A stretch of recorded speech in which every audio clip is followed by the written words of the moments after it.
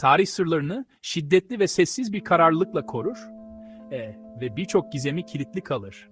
Anahtarları zamanın acımasız ilerleyişinde kaybolur. Bu hikaye, bu bilmecelerin en büyüklerinden biridir. Yeryüzünden silinmiş bir medeniyetin hikayesidir.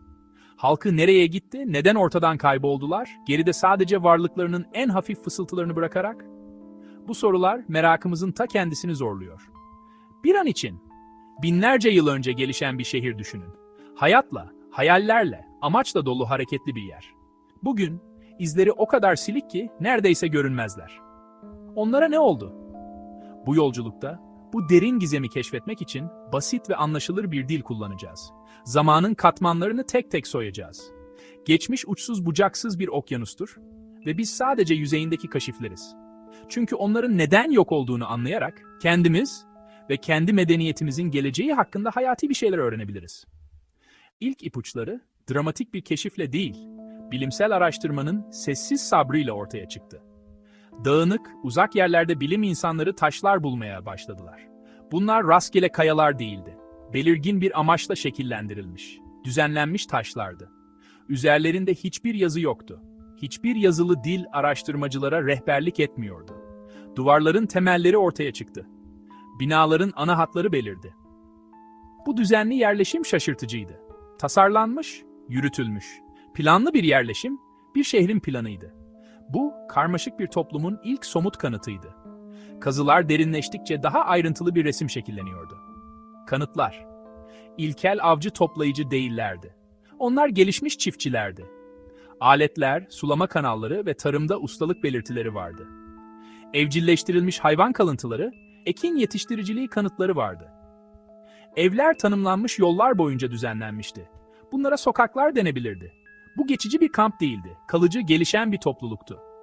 Düzenli altyapı, açık sosyal yapı, ortak bir amaç duygusu. Oldukça gelişmiş bir toplum. Keşifler, çevrelerinin ustaları olan bir halkın portresini çiziyordu. Zorlu bir manzarada bir yaşam, bir kültür, bir yuva. Ve yine de bir noktada her şey aniden sona erdi. Arkeolojik kayıtlar faaliyetin aniden durduğunu gösteriyor. Şehir boşaltıldı, evler terk edildi, tarlalar kendi haline bırakıldı. İnsanlar özenle inşa ettikleri dünyayı terk ettiler. En acil soru, neden ayrıldılar? Bu ani terk ediş, gizemin özünü oluşturuyor. Kademeli bir düşüşün belirtileri yoktu. Sanki bir gün şehir canlı ve hareketliydi. Ertesi gün ise bir hayalet kasabaydı. Aletler oldukları yerde bırakılmıştı. Çanak çömlek ocaklarda bırakılmıştı. Aceleyle yapılmış bir ayrılış ya da tartışmaya yer bırakmayan kesinlik duygusuyla yapılmış bir ayrılış. Bu bir göç değildi, bir tahliye gibiydi. Neden bütün bir nüfus kusursuz işleyen bir şehri terk etsin? Bu keskin kopuş hemen cevaplar sunmuyor. Sadece sessiz kalıntıların ortasında duran araştırmacılar için daha derin, daha büyük bir şaşkınlık duygusu yaratıyordu. En ilgi çekici ve anlaşılır teorilerden biri, doğanın güçlerini işaret ediyor. Antik toprak ve buz çekirdeği analizleri, şehrin terk edildiği zamanlarda dramatik bir değişim yaşandığını gösteriyor. Uzun süreli bir kuraklık başlamış olabilir. Yağmurlar kesilmiş, nehirler akıntıya, sonra hiçliğe dönmüş. Verimli toprak çatlamış ve toza dönüşmüş. Bir başka olası doğal suçlu sismik aktivite. Yıkıcı sarsıntılar binaları ve altyapıyı mahvetmiş, bir sonraki deprem korkusuyla yaşamak dayanılmaz olmuş olabilir. Yine de kalıntılar tek tip bir yıkım göstermiyor. Bazı yapılar sağlam, terk ediş ise neredeyse düzenli. Kuraklık ya da deprem katkıda bulunmuş olabilir ama tek neden olmayabilir. Kanıtlar, anlatılmayı bekleyen daha karmaşık bir hikayeye işaret ediyor. Tarihçilerin her zaman göz önünde bulundurması gereken bir diğer olasılık da insan çatışmasının acımasız gerçekliğidir. Şehir isteyerek terk edilmiş olmayabilir, zorla alınmış olabilir. Belki komşu bir kabile yıkıcı bir saldırıyla geldi ya da uzak diyardan istilacılar bölgeyi kasıp kavurdu. Bu senaryoda şehir sakinleri ya öldürülmüş, ya köleleştirilmiş ya da hayatlarını kurtarmak için kaçmışlardır. Kazılar dağınık kanıtlar ortaya koydu. Kül ve kömür tabakaları, yanmış ahşap kirişler, kavrulmuş toprak, izole yıkım cepleri. Ancak tam ölçekli bir savaşa dair kanıtlar sinir bozucu derecede tutarsız. Yangın izleri her yerde değil. Birçok alan temiz, Silah depoları, parçalanmış tahkimatlar, düşen savaşçı iskeletleri eksik. Belki de savaş tehdidi yeterliydi.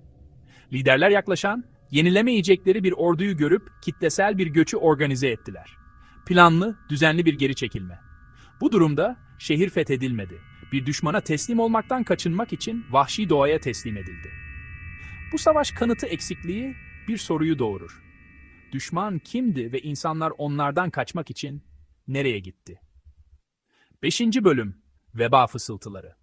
Doğanın, savaşın görünür tehditlerinin ötesinde daha sinsi bir düşman var. Hastalık.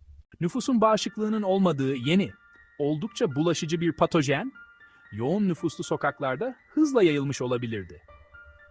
Böyle bir olay, modern tıbbın olmadığı antik bir toplum için felaket olurdu. Hızlı can kaybı ve enfeksiyon korkusu, saf bir panik atmosferi yaratırdı. Sağlıklı kurtulanların tek bir seçeneği olurdu: kaçmak. Veba dolu şehirden kaçmak ve ölüleri geride bırakmak. Veba genellikle çok az doğrudan arkeolojik kanıt bırakır. Deprem ya da yangından farklı olarak hastalık görünmez bir katildir. Birincil etkisi yapılar üzerinde değil, insanlar üzerindedir. Şehir fiziksel olarak sağlam ancak tamamen boş kalmış olabilir. Bilim antik hastalıkları tespit etmek için yöntemler sunar. Patojenler bazen kemiklerde iz bırakır. Paleopatologlar, lezyonlar, kemik bozunumu ve diğer anormallikler için iskeletleri inceler. Ancak tüm hastalıklar iz bırakmaz ve yeterli iskelet bulmak zordur. Bugüne kadar tek ölümcül bir pandeminin açık kanıtları bulunamadı.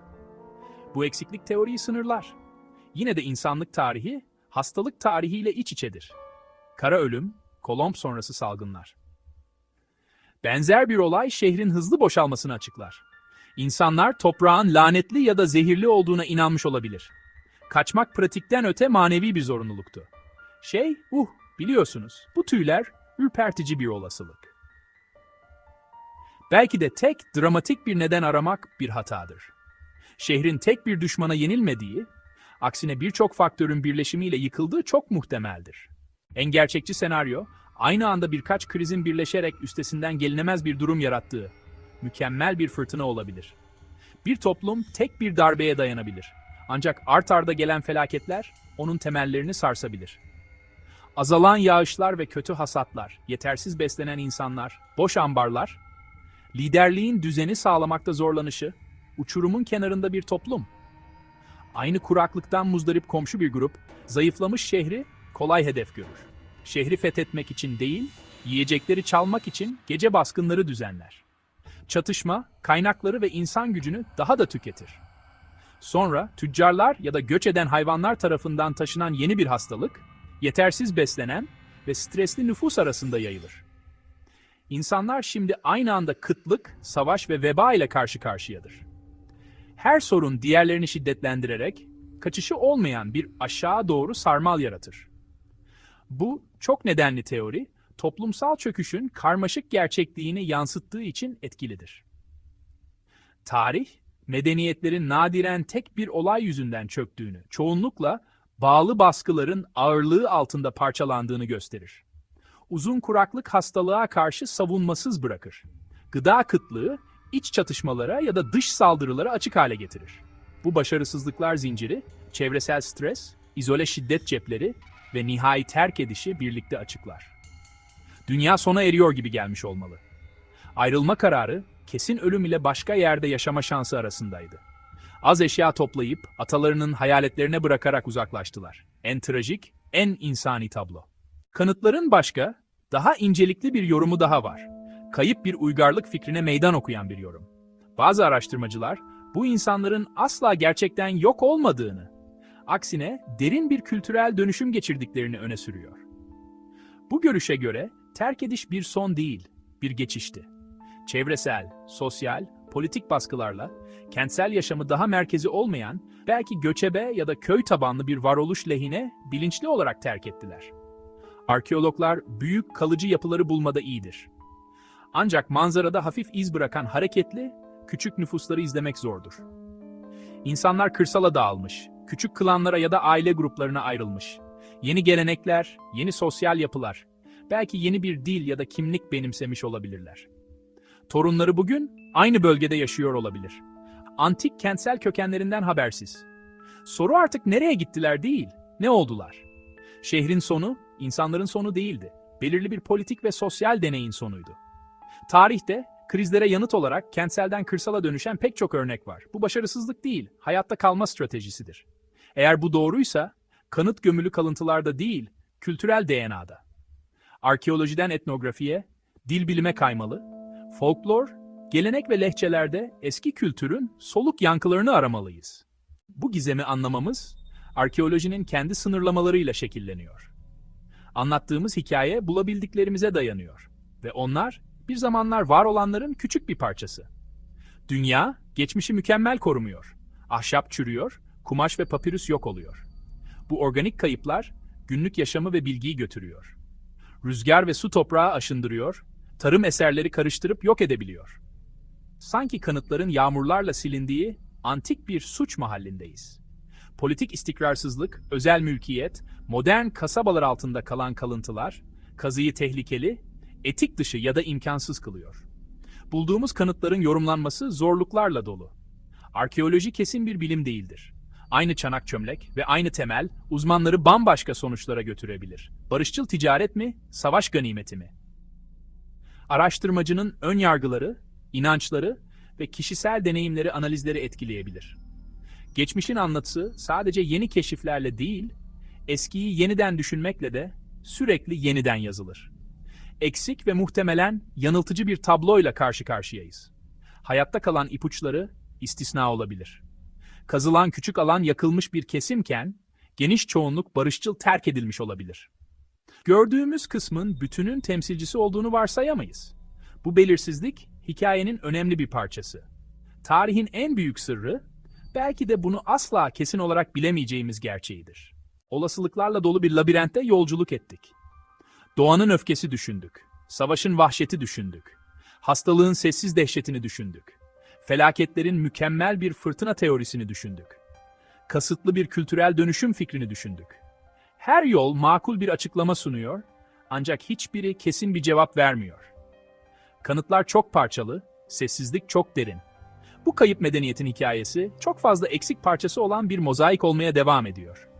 Görüntü orada, cazip bir şekilde yakın, ancak gerçek anlamı uzak geçmişin sisleri içinde gizli. Bu arayış, kendi zamanımız için güçlü ve alçak gönüllü bir ders. Ne kadar sofistike görünürse görünsün, medeniyetler kırılgan ekosistemlerdir. İklim, çatışma tehdidi, hastalık. Bu kalıntılar bir anıt ve sessiz uyarı. Kendi dünyamızın temelleri sandığımız kadar sağlam olmayabilir. Çöküşlerini anlamak, kendi hayatta kalmamız için gereken bilgeliği kazanmaktır. Sonda cevaplardan çok sorularla kalıyoruz. Uydu görüntüleme, yer radarı ve gelecekteki kazılar o tek eseri ortaya çıkarabilir. Ama şimdilik büyük sır devam ediyor. Şehrin insanları hayalet olmaya devam ediyor. Nihai kaderleri rüzgarda bir fısıltı. Rolümüz basit bir cevap dayatmak değil. Dinlemek, aramak ve sorgulamaktır. Tarih sabırlıdır ve sırlarını bekleyenleri açar. Ve son soru, bu medeniyet gerçekten iz bırakmadan mı kayboldu? Yoksa o kadar derinden mi değişti ki bugün hala aramızda, göz önünde saklanıyor?